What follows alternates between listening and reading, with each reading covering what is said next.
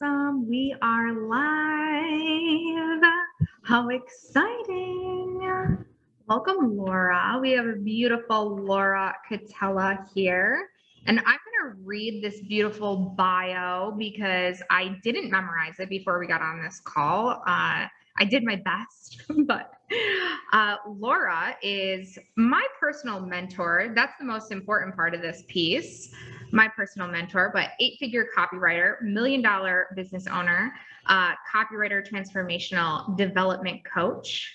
And she's amazing, hilarious. She's also a poker player, likes WWE, and she's somebody that I know I can message day or night whenever I have a bully on the internet or anything else going on in my life that is happening, that she'll help me literally in a matter of seconds reframe. So thank you and welcome for jumping on with us today, Laura. How are you? Thank you so much for that, Alyssa. That was really nice to hear. I'm feeling great. I'm really excited to be with you guys and talk today. Yes. And I know you have a bunch of stuff prepared. You're doing a training today for us on imposter syndrome. Is that correct? I have that right, correct. Right? Yes. I was like, oh shit. But before I let you just jump into that, I wanted to ask you a couple questions. The biggest reason I have Laura here hanging out with you guys is I want to give you guys a little taste of Laura because she's actually speaking at our event in Buffalo, New York, in October. So obviously we want you guys to get a taste of some of our speakers, get you excited. If you are already on the list, if you already plan on coming to Buffalo, we want you to see who is going to be there. But the other part of this is if you're not coming, we want you to be jealous. Like we want you to be like, oh shit, I need to be in this room. So Laura is one of our speakers there. And we just kind of nailed down what she's talking about. Super excited about that. But the theme of the event, it's Moneymaker Live. So the theme really is make more money and make money, and women can make money, and that's okay. Like you can love where you are right now and still want to make more money, and there's nothing wrong with that. And so Laura, my question for you before you jump into your content is, what does it mean for you as a woman and really as anybody to desire to make more money? Like what does that mean? What does it feel to you? That's such a great question. Money is a resource, right?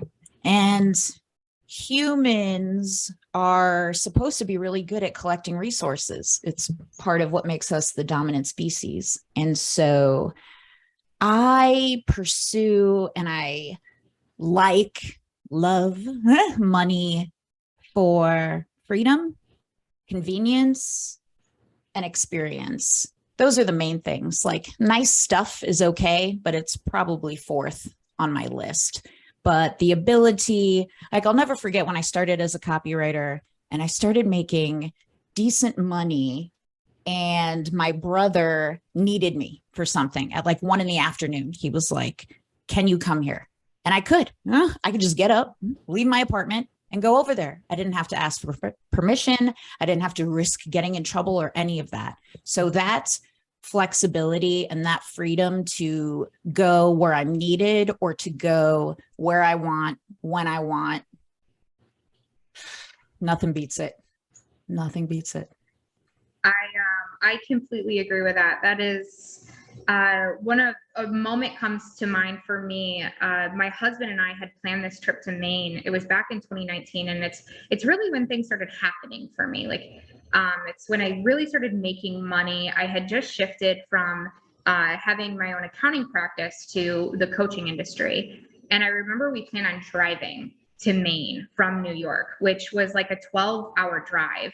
And at the last minute, we were like, do we really want to drive all the way to Maine? And I was like, well, I could book us flights right now. And it was like, we were going to leave the next day.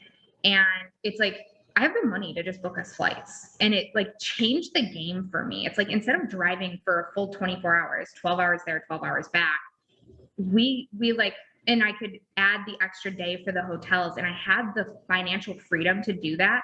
I was like, holy shit, like this is what it's like to have that new convenience, that new freedom of like not being stressed about that, and just the ability to do that and not thinking about what's the cheapest way of travel, right? And it's like Yes. that really does change things. And like that's a selfish little thing, but it's still those types of things come up for me. And so uh yeah, very good. I love it. Absolutely. Yeah, like when you go from having to, and I don't necessarily believe we always have to when we think we have to, but let's just say having to get the cheapest flight versus, no, I don't want to leave at 7 a.m. Like I would much rather leave at noon. And if it's a couple $100 extra, totally being able to do that without giving it much thought. Those shifts can happen slowly or they could happen quickly, you know? Yeah. Yep. Yeah, I just did it actually. I just was at Copy Accelerator and changed my flight from Friday to Thursday on Wednesday because I was like, actually, I want to go home. I spent way too much time with all you. I was like, I'm ready to leave. And so I changed my flight last minute, and I think it cost me like an extra $400 to do it. But I was like, whatever. I'm ready. I'm going home. Bye, everyone. So yeah. And that reconfirms your deservedness. Like the universe shows up to meet you where you're at, I find. Yeah. Yeah. I love that. I love that. And so the next part, my next question, and this is, I ask every speaker, why are you excited to come to Buffalo and speak and hang out with us, the Moneymaker tribe? What are you most excited for? Man, I'm so excited about all of it. The venue looks incredibly beautiful. I'm excited to show up for you, Alyssa, and the incredible community that you've built. It's amazing. And I'm excited to share, to tease my talk a little bit. We're going to really dive into authentic, premium, magnetic messaging that closes. And I love the opportunity to share that material with an audience that's a little bit different for me, financial professionals versus other marketers. I love marketers. I'm a marketer. And training marketers on how to market is one thing. But these skills for financial professionals are going to be so much more leverageable and transformative and powerful, because I know that it's material most of your competitors are not privy to. So I'm really, really excited to share that with the group. Yes, they're gonna love it. Well, that being said, take it away. You're making my job so easy showing up with the whole training today. So I will let you jump into your material and let me know what you need from me. I'm here for it, and I'm excited to learn from the queen herself today. Absolutely. And I think so. I'm going to talk today about 15 ways to beat imposter syndrome.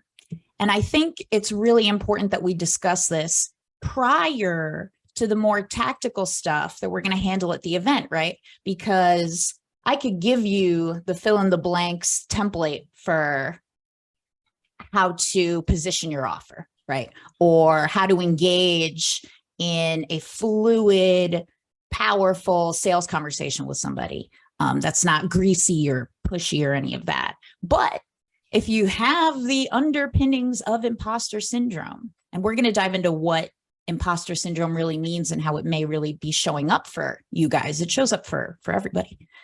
Those templates and those strategies are not going to be as effective. Because if deep down you feel like it's not going to work, things will happen. And we'll talk about some of the manifestations of that stuff in a non-woo-woo way, in a really real life way. So let me share my screen so we could dive into that. And this can definitely be a conversation too. I want to hear from you guys, and I want to, I optimize for utility. I want to be as useful as I possibly can for you guys. So first of all, I would love to hear from the group who feels like they have struggled with or dealt with or encountered imposter syndrome before.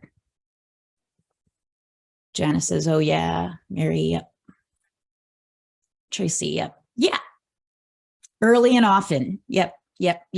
Okay, now I'm going to ask a deeper question, and we're going to dive into why I asked this question more throughout the training. How do you know? How do you know when you're feeling imposter syndrome? What does it look like? What happens? Carolyn says, I freeze. Johanna says, pushback. Carolyn, decisions don't get made, getting stuck. Yep.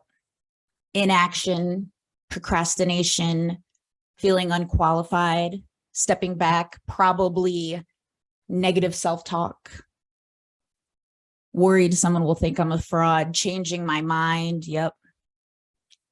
Shiny object syndrome, right? Because if you feel like a fraud or an imposter in something, then all of the other things available to you might seem more appealing. Oh, maybe I'll go try that. Maybe I'll go try that. Overthinking, feeling unqualified, not taking on new clients. Yep. Not putting yourself out there, right? Not sharing your content, not sharing your story. This is great. Second guessing. Thank you guys for all these answers. They're incredibly useful to me. So, because when we label something, right, and this is a human thing that we do, we could fall into that automaticity about it. Well, I have imposter syndrome, so I'm not going to do shit. But if we value utility and being useful, we want to look at all of these behaviors, right? And that's why I asked the question of how do you know you have imposter syndrome? What are the behaviors or what are the feelings? What is your language that you use, both the unsaid in your head and the words that come out of your mouth, that are the symptoms and the results of imposter syndrome? So you see in your own answers everything that is at stake for you if you fall into the automation of, oh, I have imposter syndrome, it's going to hold me back in all of these ways. So we're going to dive through, and each of the 15 ways, it's really kind of one big way. Each way builds upon the previous. It starts with me offering you guys different layers of understanding as to what's really going on here. And then the practices, reframing some of your habits and the action taking that will help you beat or overcome or act alongside or evaporate imposter syndrome. I don't care how we do it, so long as we do it. There are a million ways to do it. In fact, what you'll be able to do is use the feelings of imposter syndrome as fuel instead of trying to fight them. So let's dive into some of the things that I mean about that, if my slides will kindly cooperate. Oh, but I guess I'll tell you a little bit about me. I know Alyssa did a great job just to credentialize myself so you know who you're learning from. Hi, my name is Laura Catella. I've been an entrepreneur somehow for 15 years. I thought I would be in banking. I thought I would be an investment banker. I graduated from college in 2008. I was in a ton of debt. I had about $50,000 in credit card debt, over $200,000 in student loan debt. I went to a fancy school. I wouldn't change it, but I graduated in 2008 thinking I would be in investment banking. And, you know, the world collapsed from my point of view. That world collapsed. Like my school rumbled at the thought of Lehman Brothers closing. You know, it's like, do you remember where you were when Kennedy was shot? You know, I remember where I was when Lehman Brothers closed. You know, it was that impactful. So I was not successful in getting a job with an investment bank. And so in 2008, I Googled the phrase, how to make money online. And the short form of the story is I learned how to make money online. I got pretty good at it. So that started with copywriting. In my very first year as a copywriter, I was able to do over six figures, about $140,000. And I believe in looking back, one of the reasons why is because I had a strong handle on this imposter syndrome stuff. And I didn't let all of the rumination, negative self-talk, and actions that we could fall prey to take over me. And so I was able to do pretty well as a copywriter, started coaching other copywriters, launched my own brands in the supplement and health and beauty space, learned how to grow a team, do other forms of marketing, and so on and so forth. And as it goes, as the trajectory often goes, folks sought me out for coaching. They, like I, thought we would do marketing coaching. But what I found to be so much more exponential was the mindset stuff. It turns out you have the tactics, you have the knowledge, but if you don't have that strong foundation in being able to work with your thoughts, not suppress them, but work with them, you might not get the results you've been looking for. And that may be the reason for whatever patterns you likely find yourself in, right? Like, what is the same ceiling you consistently hit, and what is the same floor you consistently return to? It's through doing some strategic, actionable, again, I'm not too fluffy duffy, airy fairy, but actionable mindset stuff that we can break those upper limits and raise the floor as well. And I'm a mom, of course. That is my daughter, Eden there. She is almost 5, 4 years and 9 months now. And she's loving to write. She's loving to scribble her name down in books. And so we have our notebooks out and we're doing some writing time in bed together, which is totally magical. And it's hugely important to me that Eden sees that with some smart work, some hard work, with some positivity, that she can go after whatever dreams she goes on to have. So I try to model that for her. And here's I'm going to tell you a really short, funny story of something Eden said to me just 2 days ago. She was jumping around on the couch. We have a dog. He's mostly min pin, so a little dog. And I was like, look out, Eden. If you jump on the dog and he bites you, he'll have to go away forever, even if he was kind of right to bite you because you hurt him. And she's 4. And she looks at me and goes, well, what if I jump on him and he doesn't bite me? This just blew my mind, because this is the type of deductive reasoning I use with my coaching clients all the time, right? And at 4, she knew it. She called out that possibility. And then so I had to explain asymmetric risk to my 4-year-old. I was like, yes, but the risk of him biting you, the consequence of him biting you is too great and it's not worth the risk. There's too much downside risk to jumping on him. So please just don't do it. In a way that's neither here nor there. In a way, it may totally tie into everything I'm about to say. We'll see. So those are some of the incredible people I work with. Alyssa was there, folks, at my last Diamond Day event, just to credentialize myself some more. And I help people. Here are some of them. Okay.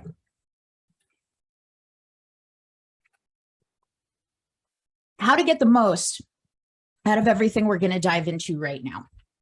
Keep loops open. Resist the urge too quickly. Close them.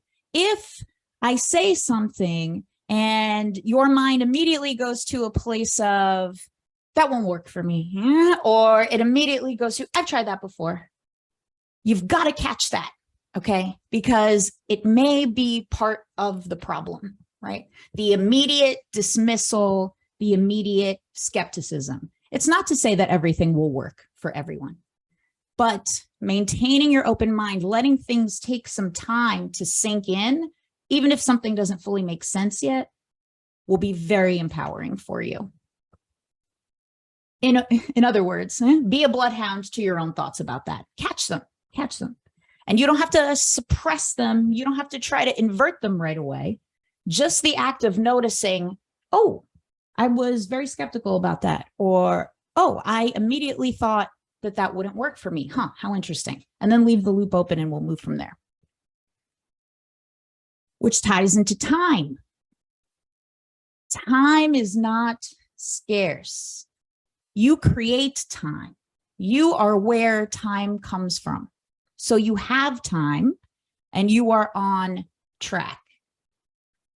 That means you can give yourself the time to keep these loops open and be attentive to your thoughts. You make as much time as you want, and shifts can happen as quickly as you want. It's just as easy to win as it is to lose. It's just as easy to win fast as it is to win slow. You are the place where all of that comes from. So it's really up to you. And you will get more actionable ways to put this stuff to the test as we go through. Imposter syndrome. The first thing to do in order to beat or evaporate or turn imposter syndrome into fuel, whatever you like, is understand the actual definition of an imposter. An imposter is a person who pretends to be someone else in order to deceive others, especially for fraudulent gain.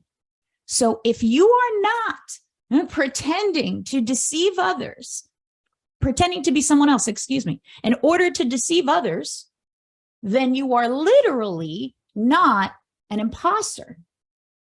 Now, if you're venturing into something new, it's much more powerful for you to share that journey, share your excitement, your nervousness about the novelty of what you're pursuing versus this fake it till you make it. No wonder everybody struggles with imposter syndrome if we're told fake it till you make it all the time. These two things are not congruent. So the first way, if you're noticing the habits, the actual behaviors that come along due to imposter syndrome, begin by quite literally telling yourself, well, I'm not pretending to be somebody that I'm not in order to deceive anyone. And therefore, I'm not an imposter. The next thing to understand is that you are in good company. Imposter syndrome disproportionately affects high achieving people. It also tends to affect women a lot. And so here's a quote. There's still days when I wake up feeling like a fraud, not sure I should be where I am. Do you know who said this? Sheryl Sandberg, COO of Facebook. Brilliant, accomplished woman. Totally deserves to be where she is. But she still struggles with the feeling not just of being a fraud, but being exposed as a fraud. It makes sense. If you think about it, Einstein also felt it. He had a quote that was quite similar to that. I worry that it'll be exposed that I'm not the genius everybody thinks I am. High achieving professions, neuroscientists, astrophysicists, doctors reportedly have a much higher rate of dealing with feelings of imposter syndrome. So what does this understanding that you're in good company, you have one of the hallmarks of a high achiever, actually mean? It means you're doing something worthwhile, because you're not going to feel imposter syndrome when you're sitting down to watch Netflix, taking out the trash, when you're doing easy stuff. So the feelings of imposter syndrome are indicating, oh, I'm doing something challenging. I'm doing something that is stretching me. So in a way, of course, I'm going to feel this way, just like Sheryl Sandberg. So to wrap that in a bow, you don't feel like an imposter when you're doing easy tasks. So when you notice, oh, I don't want to post this, or I don't want to reach out to this lead, or I don't want to answer the phone, or I don't want to put out this offering, instead of staying there, instead of staying in that automation, you can say, this is an indicator. This is indicating to me that I need to do this, that I want to do this. And you can begin to take the actions. And again, we'll get granular about what those actions might look like. But first, here's another thing worth understanding about feelings of imposter syndrome. It means you're not a sociopath because you don't want to deceive others. You're like, I better bring it. You're not a narcissist. You're not a psychopath, right? Only sociopaths, and I don't mean to diagnose anybody, but they wouldn't care, and you do care. So that's another great indication. You care about what you're doing. You care about really bringing it for the other party, and you're embarking on something that is significant and meaningful to you.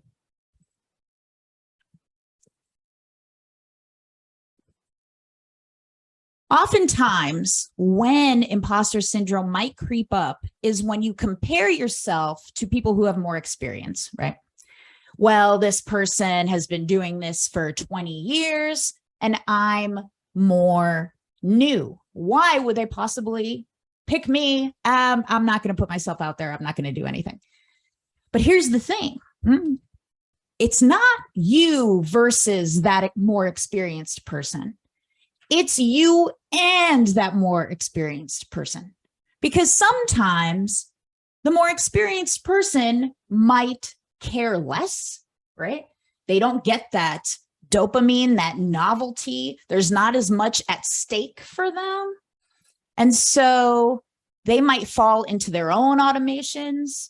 They're just going through the motions. Maybe some of their material or their practices are regurgitated. It's not to say it's not useful.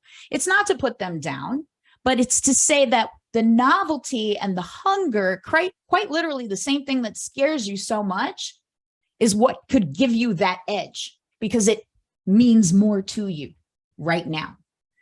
So the market does not have to decide between you and them. Ideally, the market will take whatever is useful from that other party and whatever is useful from you. But if you're not putting yourself out there, you don't give them that chance, right? Every time you put yourself out there, instead of feeling afraid of failure, feeling afraid of rejection, you get the opportunity to collect data. So even if the response is zilch, that's very useful data. You want to collect as much data as possible. If an offer falls completely flat, I swear to God, it is great because now you know, versus that automation of not knowing. Every data point is so valuable. And one other note on the feeling of failure. Let me tell you this. I failed a lot. I have failed a lot over the past 15 years. Micro failures, putting things out there, no response, feeling embarrassed, feeling rejected. And I have had macro failures, having to pay hundreds of thousands of dollars in messed up products, affiliate fraud, all this stuff. A lot of money. It took me a lot of time to pay it off. Here's the thing, though. The more and more I failed, the more and more successful I became. Of course, I'm not a billionaire yet. I haven't failed enough. I hope you guys see that that is not like just a trope or like positive rah-rah statement. It is a fact. I could not possibly be a billionaire because I have not failed enough to be a billionaire. And so anytime you put something out there and it flops, it's great. It's great data. You've put it out there. You got the information. You can decide how to modify and what you're going to do next. And ideally, this is hitting my spirit right now. So I'm going a little sideways, but I think it's useful. Ideally, what you would do is already have a plan for what you're going to do next. So you put out an offering and you know, okay, if this falls flat, here's what I'm going to do next. This way, you're not stuck with the result of, oh, shit, see, I knew it wouldn't work. I'm going to crawl and hide under the bed and, do some Uber Eats for a month or something while I recoup, which is not to shade Uber Eats at all. But if you don't want to do that, then plan for what we're going to do next if this offer doesn't work, or if it works great. If it works great, here's what I'm going to do next. If it is kind of in the middle, here's what I'm going to do next. Lay it all out so you're insulated against taking that data, taking that result so seriously. Because the fact of the matter is there are a million ways for you to accomplish your goals. It's not a question of how. It's a question of which and which next. So anytime you're how, try to ask yourself what I believe to be a more useful question of which. Write down 10 possible ways, throw a dart at them, try that one. Or if you're feeling pulled towards one of those ways, of course, try that one first and know which way you're going to try next. Back to imposter syndrome. For fun, sometimes this is useful for some people, sometimes it's not. Everybody is different. There is no one answer. I don't know how people let me speak. I don't know how Alyssa is letting me talk when I don't have the answer. But I hope to have good questions. Try this. If you're the type who gets on with some reverse psychology, try saying this to yourself. Yeah, I am an imposter. Now what? Now what? It's just another potential tool in your toolbox to break the automation, to break all of the behaviors that we spoke about in the beginning that come up because of feelings of imposter syndrome. Because if somebody said to me in coaching, Laura, I feel like an imposter, and I tailor my stuff to the person, what happens when I say to them, yeah, you are an imposter? They go, no, I'm not. They immediately think of all the ways that they're not an imposter. So try a little reverse psychology on yourself from time to time. It might be useful. We opened with this. Somebody says to me they have imposter syndrome. One of the first questions I'll usually ask is, how do you know? That gives us the answers of the behaviors. And a lot of you guys mentioned them. Procrastination, freezing. Freezing is a physical and neurological response to danger. So when Carolyn freezes, she perceives danger that hopefully these first 6 steps, the understanding steps, can help her realize there is no actual danger there. Therefore, she does not have to freeze. You do not have to procrastinate.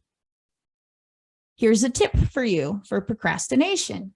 You can procrastinate just for less time. Instead of spending 4 days procrastinating, can you spend 4 hours procrastinating? Because that would be a huge win. What people tend to want to do is overswing the pendulum, overcorrect, right? So you go from not working out ever to telling yourself, I'm going to go to the gym 5 days a week. And then you don't. You overpromise and underdeliver to yourself. You attempt to overcorrect. So I encourage you to ask yourself, what would it look like if I corrected, not overcorrected? Because it's those granular changes, it's those base hits that get you scoring points, that get you winning in the long term. And remember, you have time. Time comes from you. So instead of never procrastinating again, procrastinate just for less time. Perfectionism. If you feel like an imposter and you're not procrastinating, then you might be falling victim to perfectionism, right? I have to get it perfect. I have to get it perfect because if it is not perfect, they will know I'm a fraud, right? That's either the conscious or subconscious thinking at play with perfectionism. But logically, you know that it can't be perfect, right? Logically, we know that we're after the data. So put it out there. Put it out there. You're only after data. The more data you collect, the more wins you will receive, the more powerful you will become, the more your confidence will grow because you'll be able to say, I tried this, I got that information out of it.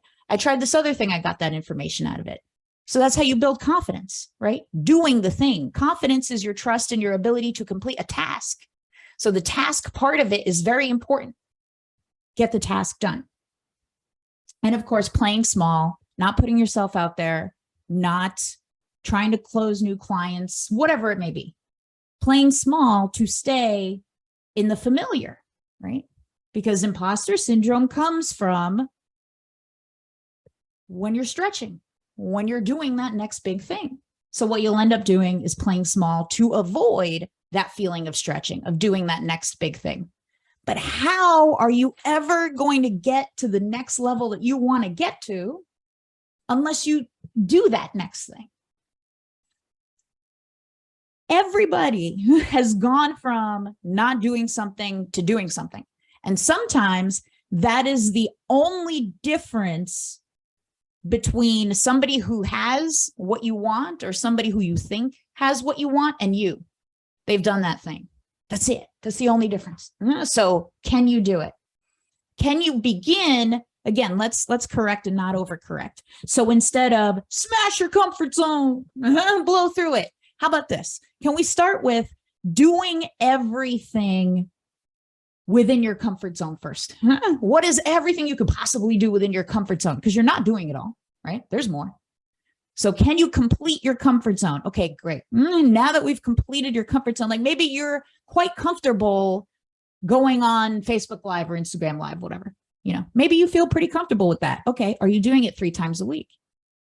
Can we fill your comfort zone? Once it's full, can we stretch it? Like stretching a rubber band between your hands. All right. What might the next thing be? Can you host a Zoom training or a Zoom masterclass, right? Can you offer that to people? They show up 30 minutes, 45 minutes of you sharing what you do. All right. What's the next stretch of that? Maybe you speak on a stage. Maybe you get on a podcast, right? So those incremental gains and those incremental wins. Joanna has a yeah, but. Tell me what it is, girl. What is it? What's the yeah, but? Yeah, but. Yeah, but. Yeah, but. I can't think of getting any bigger because I'm such a disaster technically, like technology wise right now. So I'm like, yeah, but I can stay small. Well, if you want to stay small, by all means, do you want to? No. What tech thing is holding you back? Oh, good Lord. My entire back end is, if somebody who was good at organizing technology came into my computer, they would probably have to go to the hospital. And what do you need it? Like, what do you need it to be instead of what it is? I just organized. I think all of my everything is all over the place. I have different emails attached to different accounts with different Google Docs and different places and drives and 2 Google Suites and all the wonderful craziness that I've created. What is that preventing you from doing? I'm going to stop grilling you in a second, but I would just say like letting anybody else in because it's a disaster. Letting anybody else in. What do you want somebody who is in to do for you? I don't fix it. Make it just one pretty thing that's understandable, I guess. Do you think people exist who could do that? Yeah, there are plenty of people that can do that. Yeah. It's probably not very expensive either, is it? No, it's probably not. They could probably do it in a day. Which is sad because I should be able to do it. Oh, I see. You should. I said should. You should be able to do that. Oh my goodness. I want to jump into this mess, not to interrupt. Hold on. Oh wait. No, I want to add myself into Spotlight. So in the add Spotlight. There we go. So we're both in here. So I used to have this belief system that I could never be successful because I was so unorganized. It was a terrible belief system. And it sounds like Johanna is like running into that same exact thing. What I learned really quickly is that because that was one of my like beliefs, all I had to do was hire somebody that was super organized to just organize me. And I don't have to be organized. I've never been organized in my life. If you guys saw what's in front of my computer, you would die. I am organized back here.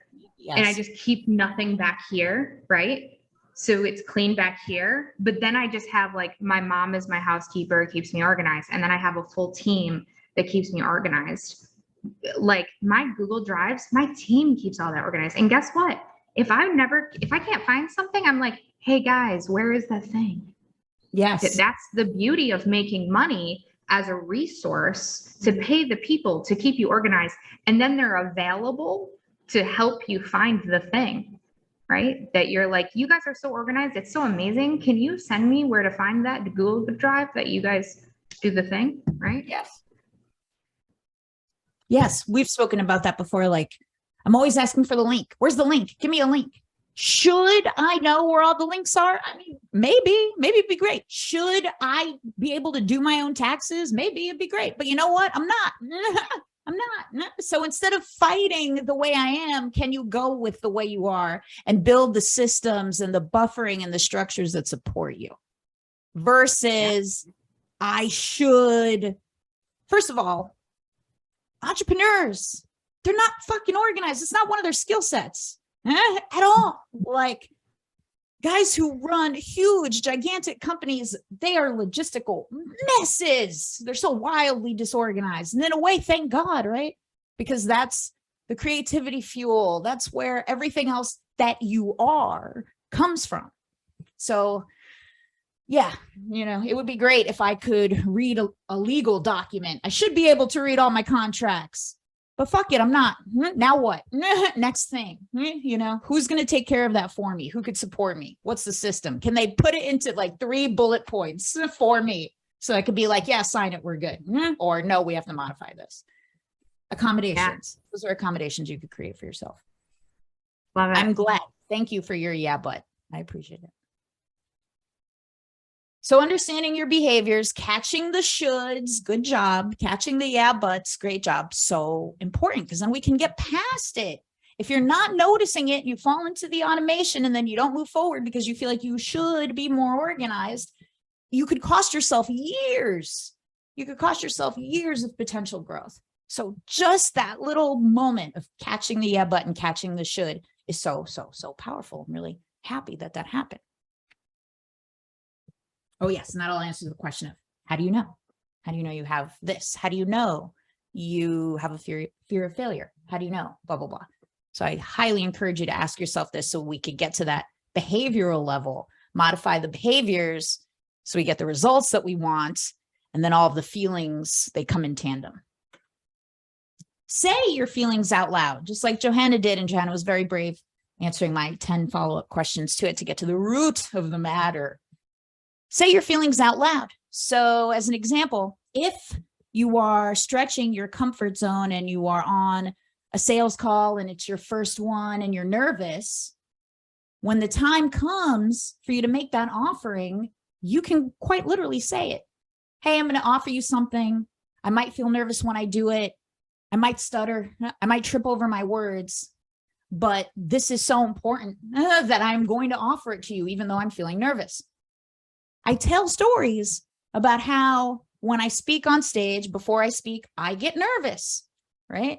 I get like my mouth gets dry. I got the butterflies in my stomach. Great quote from Tim Grover I use a lot. He's like Michael Jordan, Dwayne Wade's basketball coach, and they'll say, Coach, I got butterflies. And he says, get them going in the same direction. We're not getting rid of the butterflies. We're using them. We're acknowledging them. We're not suppressing them. I love that. But I'll openly say, yeah, before I speak on stage, I dry heave and listen to Billy Joel. I let everybody know that I am nervous. What does that do? It's like you got a pot of pasta cooking and there's a lid on the pot. What happens? The water starts to bubble and it like spills out over the pot. You remove the lid, the water's no longer spilling over. You have let the gas out. You've let it out. So just by saying, hey, I'm kind of dealing with some imposter syndrome feelings right now, you could say it to yourself, or you could say it to your community, to your friends, right? People who support you, both. One other example of this is I deal with social anxiety. It's common. I feel anxious in meetings, and we go to all of these networking events, right? I love them. But sometimes in a group, I feel a little bit nervous. You know what I'll do? I'll look at everybody in the group and say, oh, I feel a little anxious right now. Guess what? People want to support. And then the lid is off the pot and I immediately feel better. So I just say it. breeds deeper connection too, right? Because you're vulnerable and people get to help you. And so often people want to help.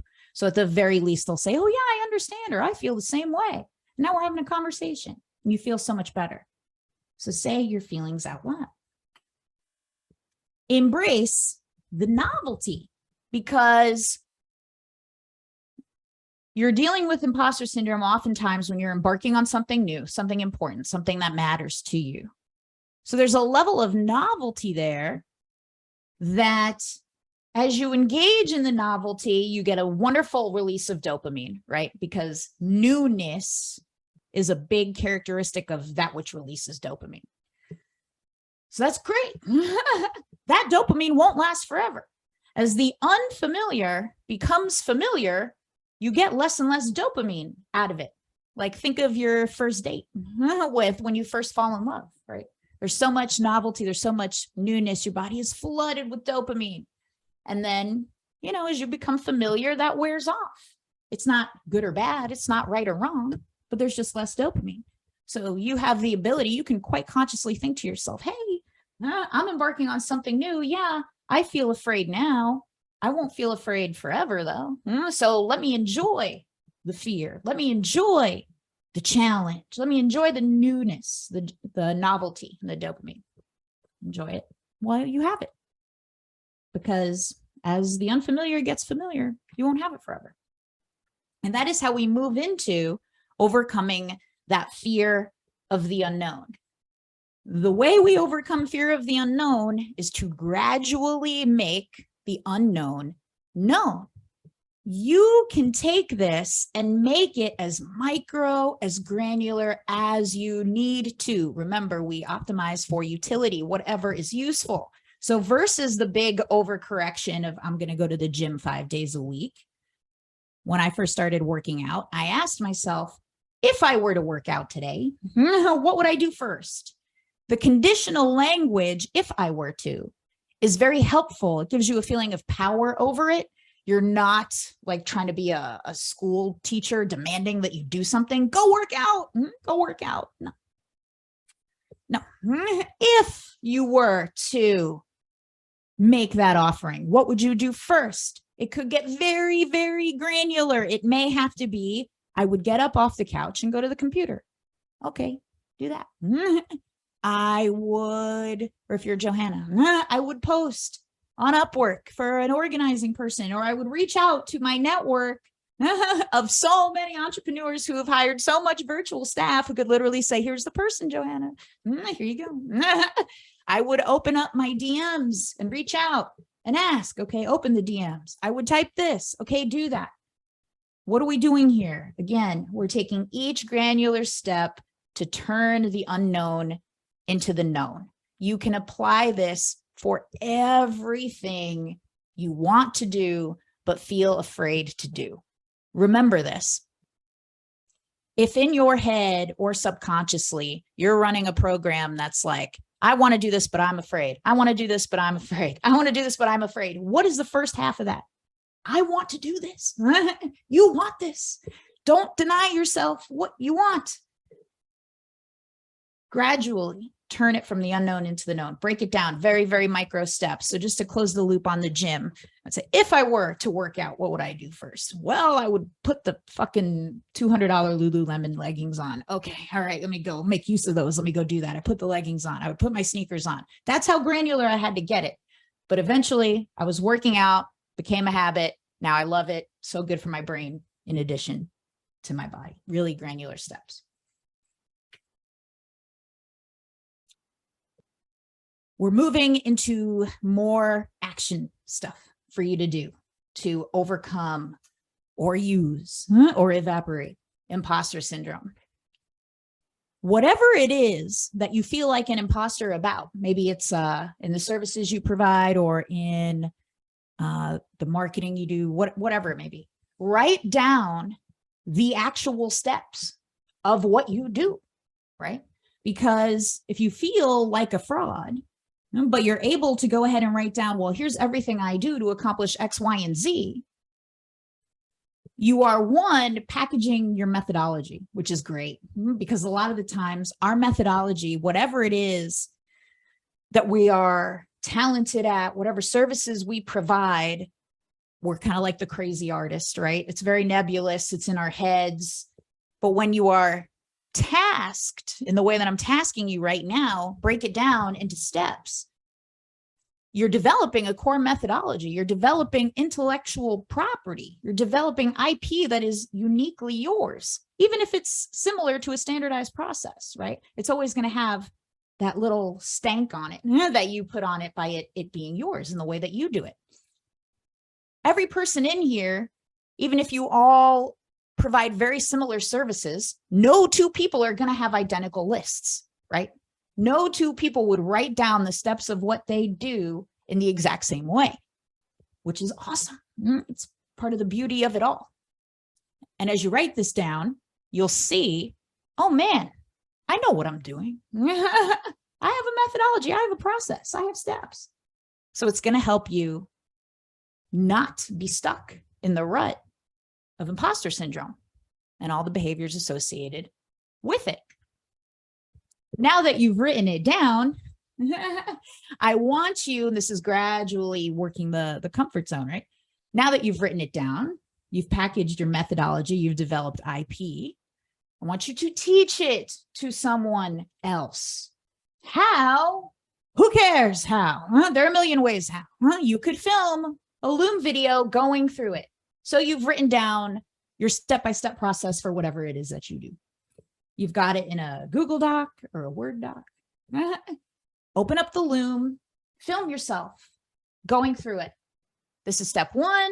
You read what you wrote, you riff on it for a little bit. This is step 2, this is step 3, blah, blah, blah. You can film this video without planning to share it. But when you're done, I encourage you to share it. Show it to me. Show it to Alyssa. We want to see it. Teach us. When you teach somebody how you do what you do, it's pretty hard to feel like an imposter about it, right? Now, if you got a bigger comfort zone, go live on social and teach us what you've written down. Take us through it. Let people know 2 hours in advance. I'm going to go live in 2 hours. I'm going to teach X, Y, and Z. Make sure you're here for that. If you got an email list, let your list know I'm going to teach this, or offer it to them in a masterclass, right? Come to my 45-minute, hour-long masterclass where I'm going to show you my methodology, my process. Very hard to feel like an imposter when you're leading the class, which you all have the ability to do. We will show up. You have built-in audience already. I would love that. Or you can offer it as a one-on-one. Hey guys, I've just packaged my methodology. I'm going to do 30 minutes on this to the first person who DMs me with a diamond emoji. Come join me. Now, we could get more ninja here. We could film that one-on-one training. You repurpose it as content. You get it transcribed, whatever. But the beginning of this creation, one, is designed to help you overcome and use imposter syndrome as fuel. But look at how much more iterative it gets. Look at how much more you're able to stand out in a crowded marketplace. Look at how much more value you're able to provide. Look at how much more clear you get on what it is that you do and who it is that you are. Leverageable. We like high leverage things. Doing one thing that creates ripple effects, right? Here is another thing for you to do. And I know we're coming close to the hour mark, so I will move swiftly, but still thoroughly. Here are 2 essential rolling lists that I want you to have either in your favorite journal, online in a Google Doc, wherever. The first is a list you will call, I attribute my success to : and it'll be what I call a living document. Every now and then you'll add to it. Probably when you are in the shower, other things will come up. Oh yeah, that's what else I attribute my success to, right? It'll be your skills, your education, what you've learned. It'll be how much you care. It'll be your community, your connections, your desire for learning, whatever. As you get warmed up, more and more stuff will come out. What does this list do? It shows you that you're not an imposter. It shows you all of the things about you that you can attribute your current successes to. And your ability to be on this call indicates to me that you are successful. So I hope nobody is like, I'm not successful, in which case we'll do a second call. We'll talk about that. Here's your second list. Similar, there'll likely be some overlap. That's okay. Why me? Why you for the things that you want? Why should you be the one to have the things that you want? I show this to people in my mastermind. I show them mine. Why me to be a mindset coach? Because I relentlessly call people out on their bullshit, but I'm empathetic at the same time. I study high performers. I've achieved these results. I get them wins. I care. I want it. Remember this for all of your why me's. It's a really important reason because I want it. That's a good reason to go after something because you want it. So don't forget that. So I want you to keep those 2 essential lists. It's going to help you with all of the shit that comes along with imposter syndrome.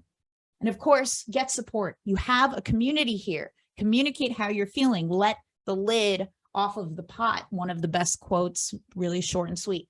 Never worry alone. When you worry alone, all the more likely to go down that spiral, right? Go down the spiral, rumination, negative self-talk. You look for confirmation of your negative beliefs, right? And that I didn't close that client. He said no to me. See, I'm not worth it. That's what happens when you worry alone. Don't do that. Never worry alone. Come to your communities, come to your group, go to people who get it. Okay. Don't go to people who would confirm your limiting beliefs though. All right. Because then you're sabotaging there. You're setting yourself up. Go to people who get it. Keep a Rolodex, keep a group chat. Who are your 5 people? Who are your groups? Who are the people who get it that you could go to and say, hey, I'm feeling like I'll be exposed as a fraud here. Or I'm feeling afraid of the failure. You know, who are they? Have them ready in the best of times so that when it's in the worst of times, you don't have to sit thinking about who the heck could I reach out to. Bake it in so you already know. And share your lists from the previous step with this group. Guess what? They're probably going to have more things for you to add, or at the very least, they'll cheer you on. You will inspire them to create their own lists. What a good feeling, right? To feel like an inspiration versus an imposter. How great. That's what we're after, right? And lastly, remember what is at stake when you don't modify your behaviors because of the imposter syndrome. Quite literally, your dreams are at stake, right? Everything you want, everything that you can become is at stake when you do not take those actions, when you freeze, when you stay frozen. Carolyn, here it is for you. You can freeze, just freeze for less time. Don't freeze for 4 hours, freeze for 4 minutes. We'll get you there. So remember everything that's at stake when you're stuck in the automation, when you're stuck not taking action, procrastinating, people pleasing, perfection, all the stuff that can come up because of imposter syndrome. And that fuels the shit out of me. That gets me ready to go, you know? So, oh, and I had a bonus. I had a bonus for you. This is also how you can stay in contact with me and stuff. But I have a free tool. It gets you to take action. It helps you decide the best action for you, uniquely you to take. I'm not prescriptive in my material. And ways to connect with me further. I hope this was helpful. Yes, so helpful. This was amazing. Thank you so much. My absolute pleasure. Love it, love it, love it. bizwintoday.com, Laura Catella, laura.catella on IG. Thank you so much. This was so good. Oh, I appreciate you showing up and giving all of this. I can't wait for October. It's right around the corner. It's going to be here in no time. All good stuff. All right. Was this good, you guys? Good stuff. I cannot so wait much to value. meet you guys there. I think I took away 2 things. One thing that I had to comment on that I say all the time to my crew, and I just wanted to punch in I told you so to my crew that's all here that hears me say it. A link for the event. Yes. moneymakerlive.com. I believe, Allie, did we knock off that 200 still? No. Okay. So, moneymakerlive.com. It is a 2-day event, October 25th, 26th, 27th. It's two and a half days. This is what we're going to do. Allie is going to go on the page right now. She's going to knock off $200 for the next 24 hours. That's it. 24 hours. So if you guys, she's going to do it right now. She's going to go sit at her computer. So if you want a ticket, wait for 3 minutes, wait for like 2 minutes.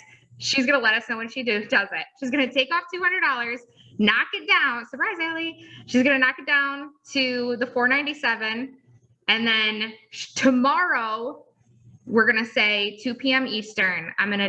She's going to set a reminder. She's going to knock it back up. So if you want a ticket, buy a ticket today. They're going to go from $697 down to $497 today and back up. Laura's a speaker. We have Ella Edwards is a speaker. She's going to be talking about copywriting and writing magnetic content. Ellie's like, I was going to let my dog out, but my dog can wait. Yeah, your dog can wait. There's people that are waiting for tickets to come to our event in Buffalo.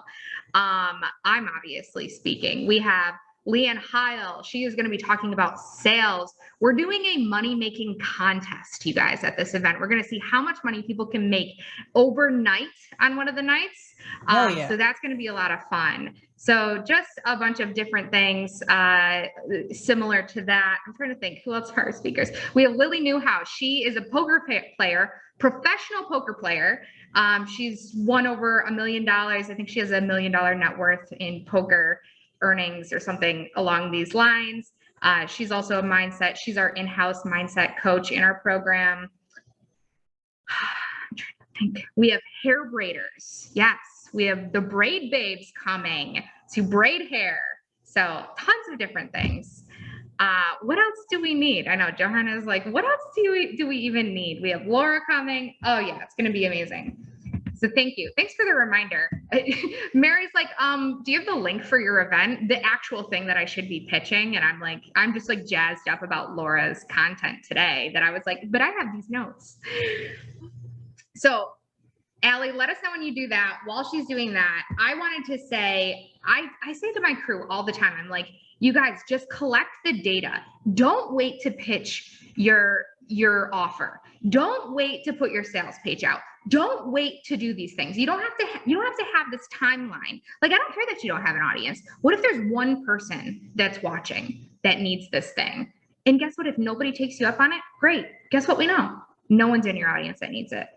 Good data to have, right? So it's like, I just wanted to like punch in that, like, I told you so. Like, I'm not the only person who says this, right? So I love that. And then the other thing that I really love that you said, like overcoming your own objection around that imposter syndrome, like agreeing with yourself. Like, yeah, so what if you are imposter? This also works in sales, right? Like this also works in sales when you're like, yeah, it probably is too expensive, right? Mm-hmm. Or yeah, growing a business does take time. Like, yeah. Like, and so I know that this concept works in agreement and overcoming objections as well. Yes. I pretty much any objection I agree with in my sales process. Yeah. Just agree. Yeah. And so if you guys didn't know that, like if somebody comes to you with an objection, the best way to do is like level the playing field, be like, yeah, you're right. Right. Because if you actually come at them with like a like, no, like you're wrong, it's not expensive, they're immediately going to be on the defense. Right. And like, you don't want to be butting heads with the person that you're trying to sell to. Like, why wouldn't you agree with them? Be like, yeah, actually it is a higher end product. Yes, it does cost more money. Yeah. But that's what this is. Yeah, it's expensive. Do you want it anyway?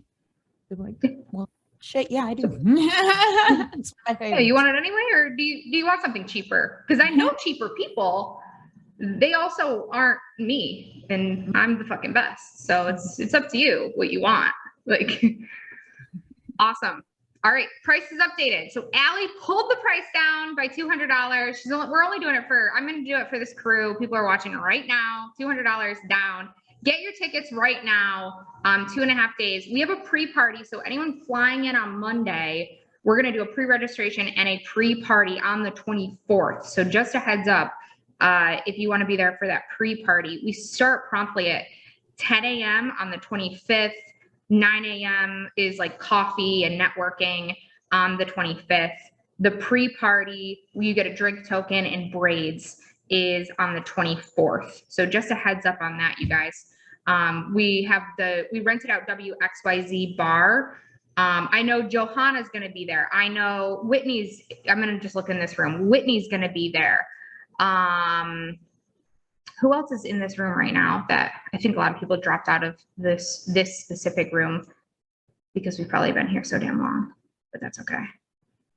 So those are the people that I know of for sure right now. LaShonda, are you going to be there? LaShonda's going to be there, right? I'm looking at Ellie and Alexis. Christine, are you going to be there? We're going to get Mary there. We're going to get Carolyn Gretton there. Yeah, let's go. Christine's going to be there. Awesome. Mary's going to be there. I'm just going to peer pressure you guys. That's all. That's all that's happening. We're peer pressuring. All right, you guys, I'm going to let you guys go. I got to get home to get my kiddo off the bus here shortly, but thank you guys so much. Thank you, Laura. It was amazing to have you here. Awesome training, fire. And I can't wait to see what you present to us in Buffalo. Can't wait to have you there on our beautiful golden stage. So pumped for it. So we'll see you guys later. Mwah. Thank you guys. See you later. It's been a blast. See Bye. you in Buffalo. Bye. Yes, go Bills.